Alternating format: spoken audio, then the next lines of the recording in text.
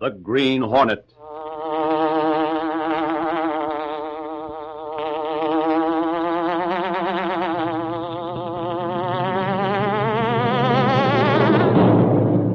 He hunts the biggest of all game, public enemies who try to destroy our America.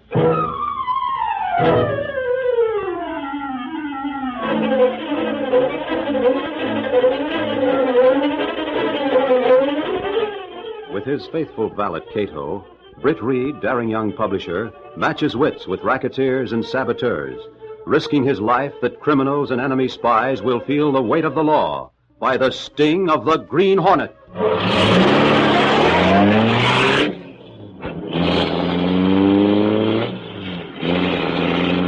Ride with Britt Reid in the thrilling adventure, The Murder Gas.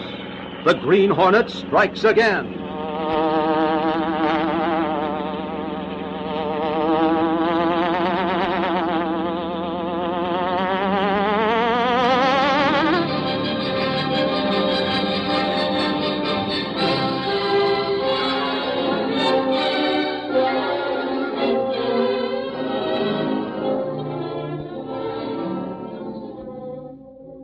Britt Reid sat in his office.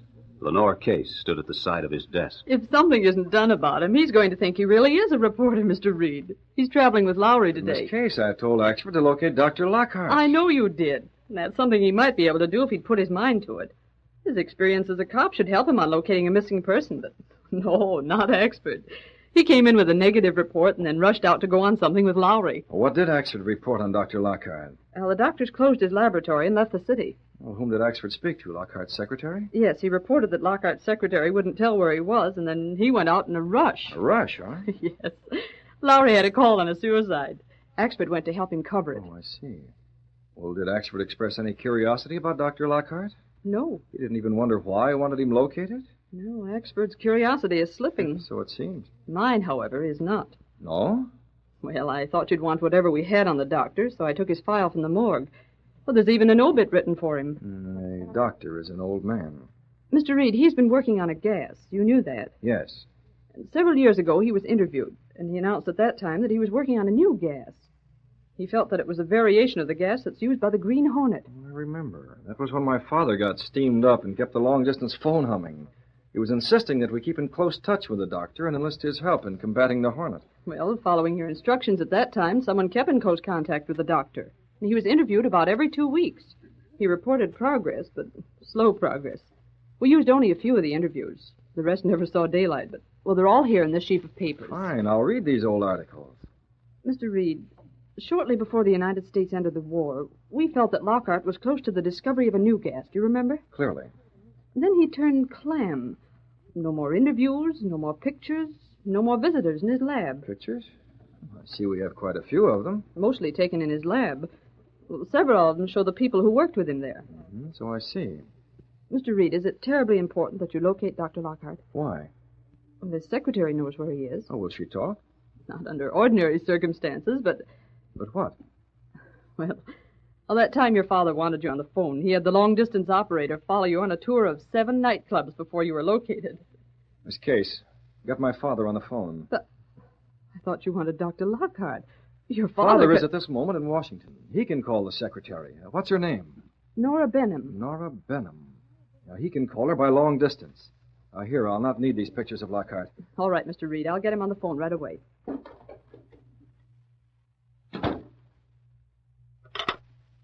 Hello, operator. Mr. Reid wants to speak to his father. Try the Mayflower Hotel in Washington. Casey, Axford, don't slam that door. Oh. Someday you're going to splinter it. By golly, Casey, me and Lowry bumped into a sad suicide today. I thought I had to tell Reid about it. He might want... Oh, I see you got a picture already.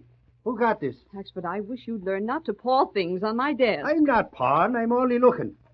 Why, this picture is... That picture is 5 years old. It's Dr. Lockhart. Like fun it is. It's Jason Filbert, the guy that's dead.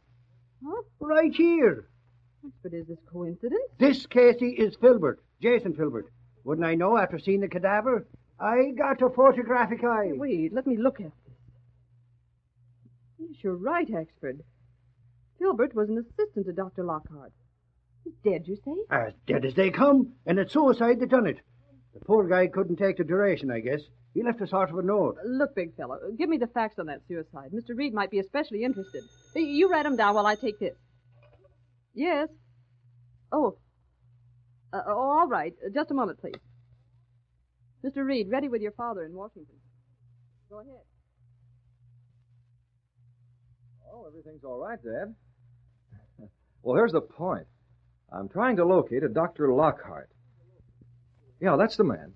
And I don't want to use the authorities to find him. He's left the city. His secretary knows where he can be reached, I think, but she won't tell ordinary mortals. If you put in a long-distance call for him, tell the operator he can be reached through his secretary, and long distance will do the rest.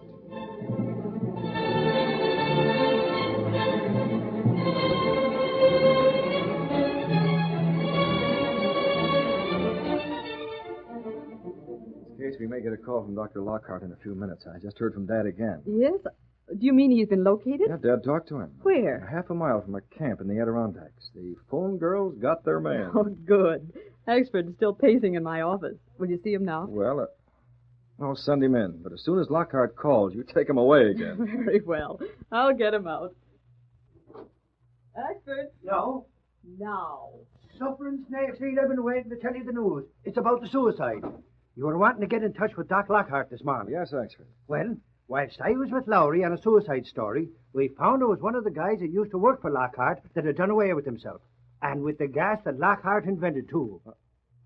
Well, what makes you think it was a suicide? Why, golly, Reed, it was easy to see.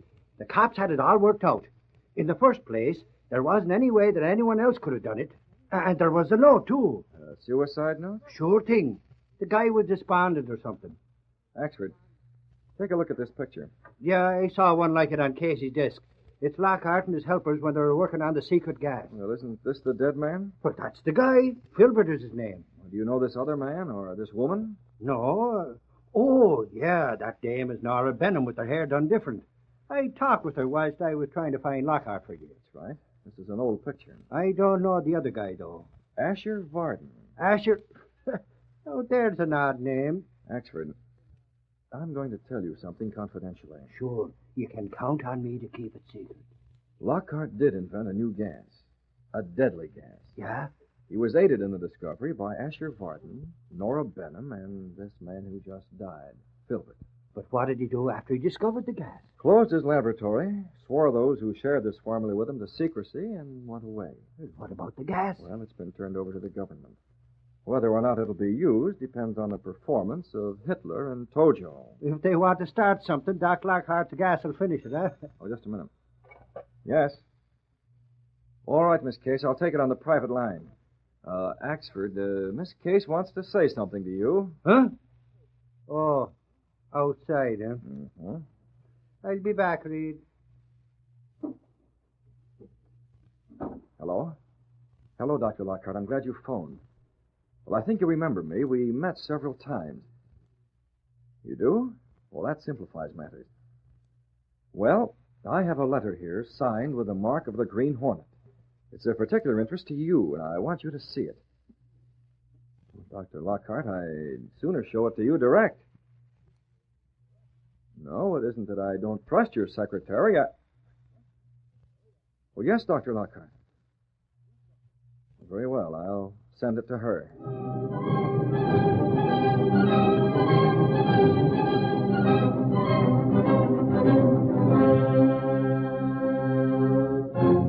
Axford, Dr. Lockhart will telephone Nora Benham and tell her what to do with this letter when she receives it. Okay, Reed. But what am I supposed to do with it? Simply deliver it to Miss Benham, that's all. Kato will have the car at the curb. He'll take you to her home. Yeah, that's where she could be found. She won't go to Lockhart's lab no more since he closed it up. But, Reed, I don't need Kato to take me. I got my own car. It's possible that I might want someone to swear that the letter was delivered, in which case Kato would be very handy. Oh, all right. What's in the letter? It's, sealed. Oh. Well, all right. I'm on my way.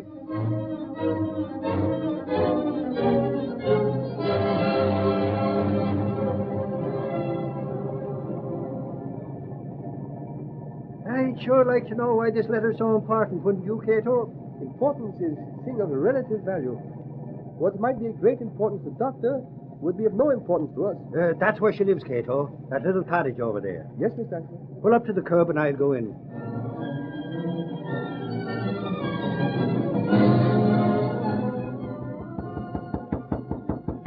You tried the bell? Yeah, before you came up the stairs and there was no answer. Well, maybe it don't work, so I'm rapping. No answer. All right, telephone Reid and see what he says to do now.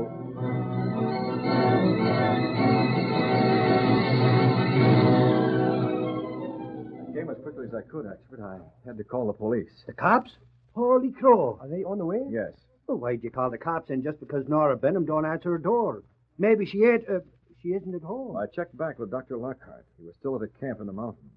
He said he'd talked to Miss Benham by phone. He told her the letter was on the way and gave her instructions about it. Oh. So it isn't likely she'd leave the house, knowing the importance of the letter. She did know that? Yes. Golly, there's a police car. Good. Now we'll get inside. Reid, you suspect foul play, don't you? Frankly, I do. Why? Because, Axford, I happen to know the contents of that letter. Oh.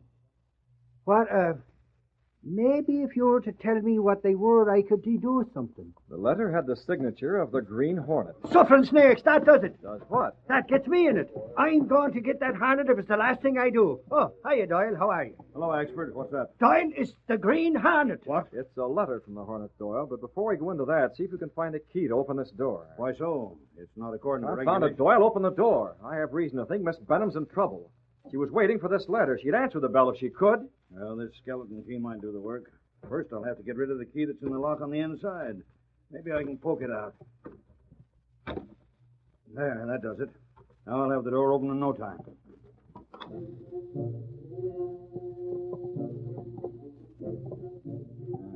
The windows all closed and locked. Better open a few. It's stuffy in here. All right, sir. Well, maybe if we called again. Miss Benham. Try the next room. Well, maybe she's... Holy crow! Stand back. Let me examine her. Sprawled on the floor like Filbert was. How about it, Doyle? Reid, she's dead. No mark of injury so far. Just like Filbert. Holy crow, Reid. Look, another note. Let me see that. A suicide note, just like Filbert left. And here's another one of the same kind of containers that held gas. This is no suicide. But Reid, the way the house was locked... This is murder. Here's a letter from the Green Hornet to prove it.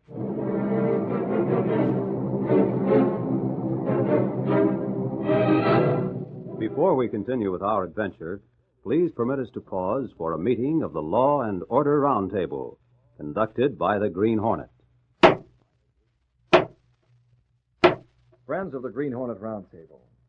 In barbershops, on buses, in stores, and around dinner tables, you've heard arguments sizing up situations from politics to baseball.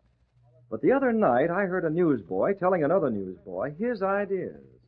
And what he said struck me so forcibly that I want to pass it on to you. He said, the best thing in the world is to be free. But the trouble is, that word's been tossed around so much, people don't stop to think what it means. In a few short sentences, the newsboy voiced what has become a real danger to us. We're used to slogans. Americans talk in superlatives because that's the way we do things, on a big scale. But we must not ever forget that the four-letter word F-R-E-E has no bigger, broader synonym. It says everything. As long as freedom is more important to us than luxury, our government will be good. Free men will elect public officials who think as they do, not men bound to crooked politicians who drag government down to their own rotten level. You boys and girls coming of age must remember that your ballot is the expression of your freedom. Its value doesn't change. Use it wisely, and you'll find hokum politics will never be able to dim the challenge of that one word, free. And now, back to our story.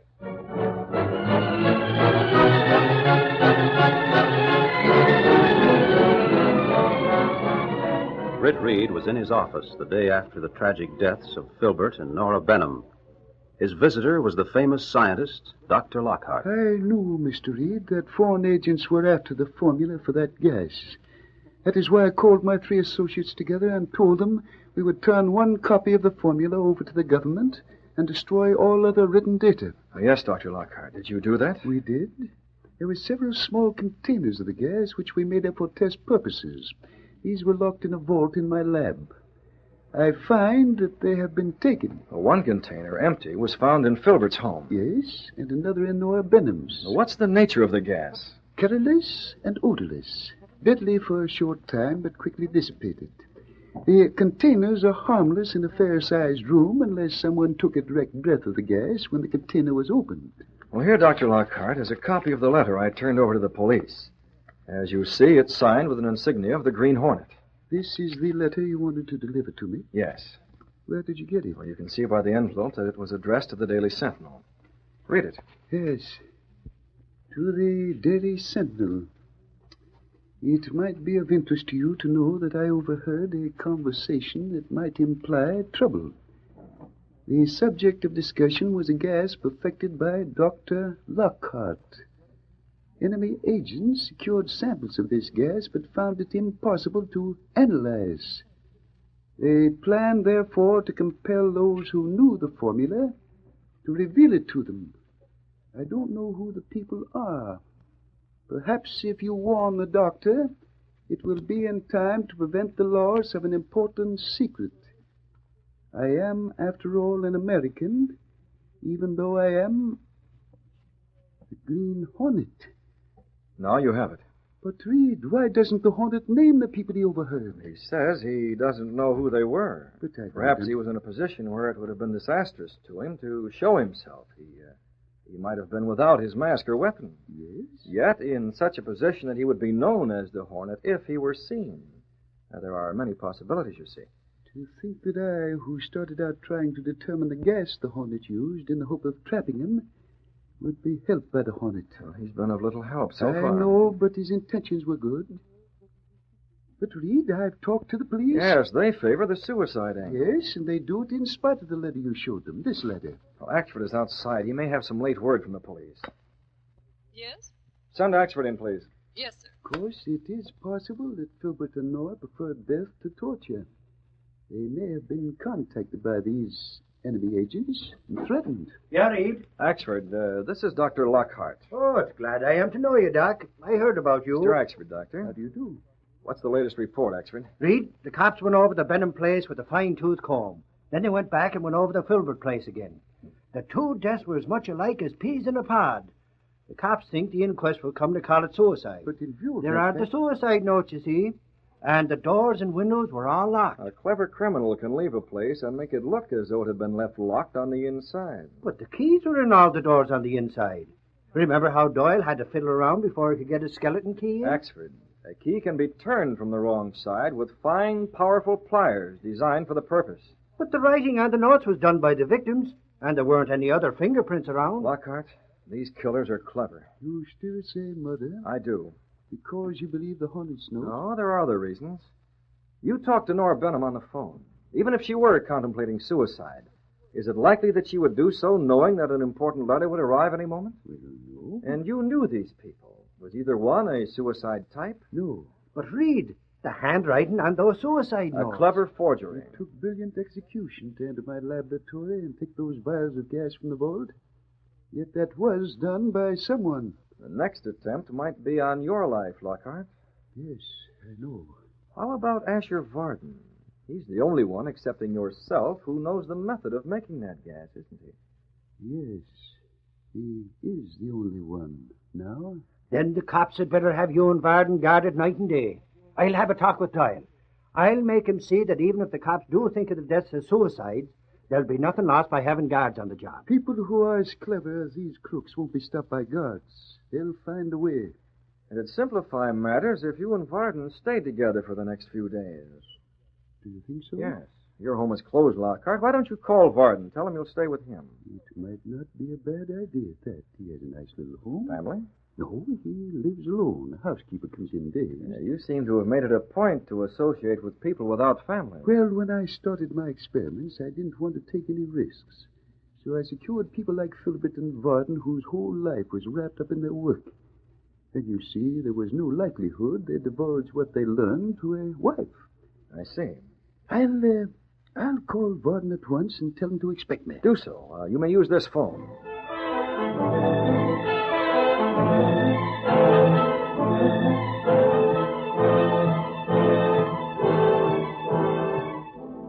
That evening, in the privacy of his bedroom, Britt Reid made careful preparations with his trusted valet, Kato. I made sure Axford would be at police headquarters for the next few hours. That'll keep him out of our way. Yes, Mr. Britt. If we only hadn't been in such a position when we heard that enemy agent speaking on the phone, Kato. I know. Just a voice, that's all. By the time we got where we could see the phone, he was gone. If we'd shown ourselves, he would have known the identity of the Green Hornet. But you learned one thing of importance, though. Yes, I learned that there was a deadline. The unknown Mr. X has to produce the formula before the end of this week, or he'll be discredited. The weapon's loaded. Yes. Now, give me those nose plugs, Kato. We may need them as a protection against this gas. Here they are. Yeah, good. It is to be hoped that Mr. X will make appearance tonight at Varden House. Kato, he has to. If he doesn't get the formula tonight, he'll lose his last chance. Here's Mask of Green Hornet. Right. Now we're ready. Stepping through a secret panel in the rear of a closet in his bedroom, Britt Reid and Kato went along a narrow passage built within the wall of the apartment house itself. This passage led to an adjoining building which fronted on a dark side street. Though supposedly abandoned, this building served as the hiding place for the sleek, superpowered Black Beauty, streamlined car of the Green Hornet. Britt Reid pressed a button. The great car roared into life. The section of the wall in front raised automatically, then closed as the gleaming Black Beauty sped into the darkness.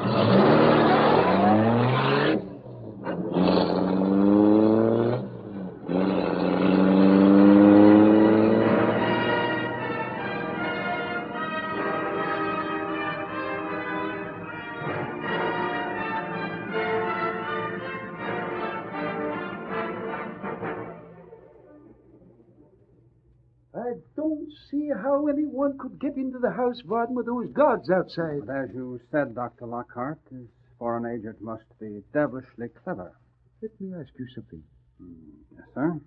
Let us suppose he did come to you, demanding that you write the formula for him. Yes. I doubt if I could remember it. You're evading the answer. You could remember enough of it to give him a pretty accurate idea of the process. Well, I think I might give him a fake formula. That would satisfy him for the time. You are scientist enough to know that a fake formula would never get by a man who understood chemistry.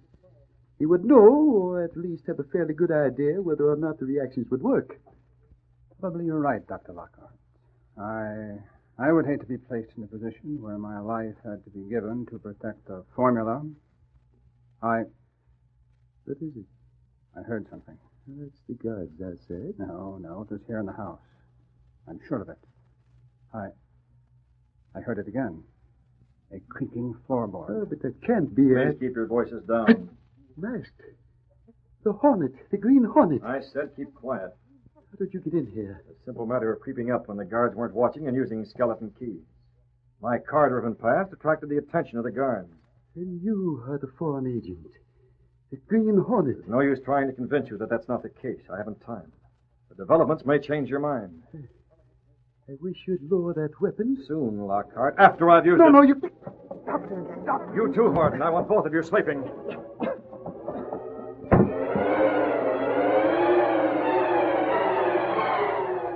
Barton and Lockhart slumped unconscious to the floor.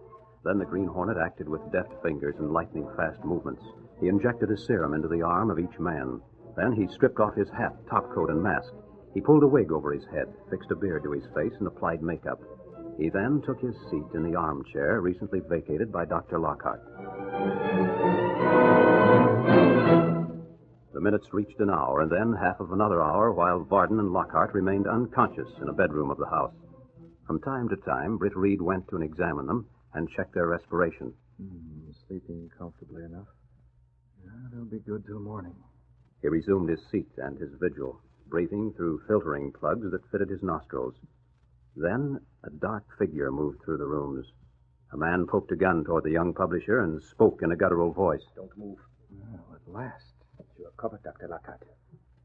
I think you know why I'm here, nicht wahr? I assume you came for a formula. Exactly. Already 2 of your stupid hirelings have been stubborn. With you, it's different. You have ones whom you love. If I could have dealt directly with you in the first place, those others need not have died. I suppose you brought a sample of the gas to use on me in the event that I refused to cooperate, eh? To be sure. Yes, the police would hardly accept 3 suicides. The police. How did you get by the guards? My aides made a slight disturbance across the street. It was that simple. I slipped in when their attention was diverted. Now, you will write the formula. You can go to blazes. So, you think because there are 2 of you here, will I have enough gas And to... so have I. Try mine. You... I show you...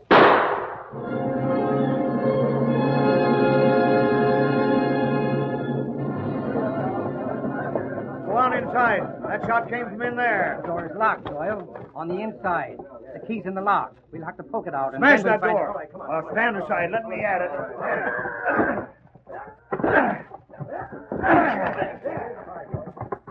Look here, on the floor. That's not Varden. Or Lockhart. Go through the house, Jake. Okay. Parker, you and Steve look to the rear. Right. Come on.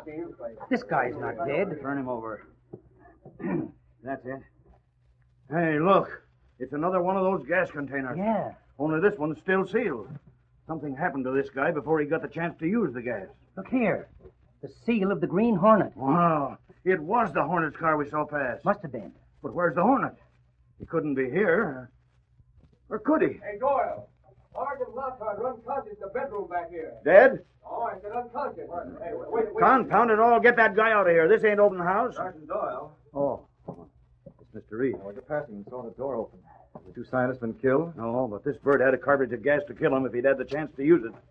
Someone got him first. They seem to be regaining consciousness. Yeah.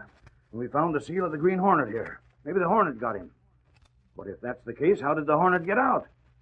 We heard a shot. This bird had a gun with him. How about Lockhart? He'll be all right. He's drugged, that's all. By this man on the floor? I don't think so. Stick around, Reid, while we investigate. This is once you beat Axford to the story.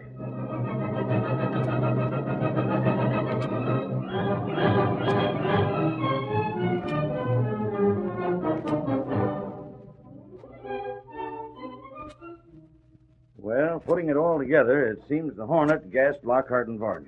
Yes, he did, Sergeant Doyle. Then the Hornet must have been here when this man... what'd you say your name was? Letton. Oh, yeah, when Bladden came in. Yes. Now I know it was the Hornet. But how did he get in? Probably the same way you did, Blatton. The skeleton key, which was used during a distraction. The Hornet had someone drive his car by the house. The guards watched the car, wondering if it was the Black Beauty, while the Hornet slipped in. But he got out again. Yes, right under your noses. Yes, it's quite possible that he slipped out a rear door and locked it after him. You've done the same thing, Blatton. Hang it all, to think I was that close to the Green Hornet and he slipped through my fingers again. It's too bad, Doyle. Wait till Axford hears that.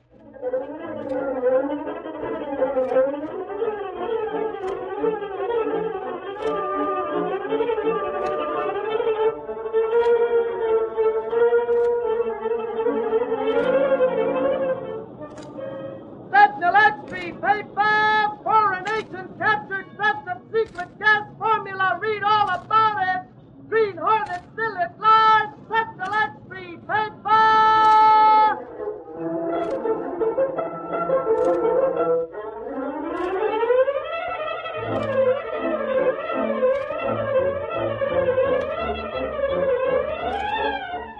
You have just heard the adventure, The Murder Gas. These exciting dramas are sent to you each week at this same time. They are copyrighted features of the Green Hornet Incorporated. All characters, names, places, and incidents used in this drama are purely fictitious. Bob Height speaking.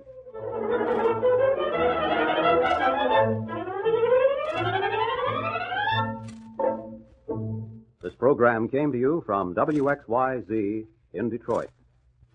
This is the Blue Network.